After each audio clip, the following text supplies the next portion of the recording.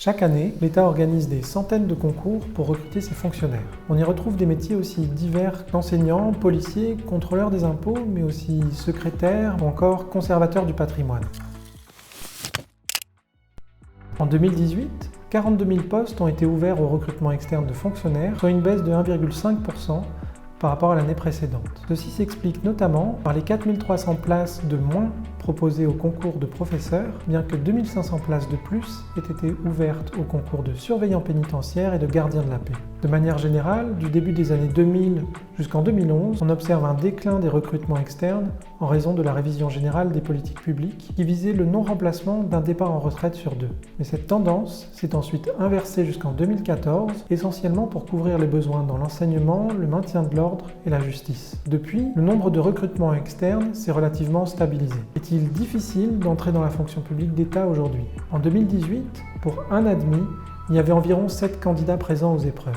Cette sélectivité a diminué de moitié depuis 2013. Elle dépend fortement du concours, notamment du niveau de recrutement, mais aussi du taux de chômage, du salaire et du nombre de jeunes diplômés. Au final, quel est le profil des recrutés? L'État recrute 2 fonctionnaires sur 3 en catégorie A, avec au moins un bac plus 3. Ceci tient notamment à l'éducation nationale, qui représente à elle seule près des 2/3 des recrutements. On remarque aussi que plus d'un quart des fonctionnaires recrutés ont un diplôme supérieur à celui demandé. Par exemple, parmi les candidats recrutés au niveau bac plus 3 ou 4, comme les inspecteurs des finances publiques ou les conseillers principaux d'éducation, la moitié ont un bac plus 5.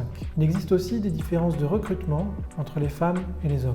Par rapport à 2017, la part des femmes recrutées a reculé, et ce pour 2 raisons.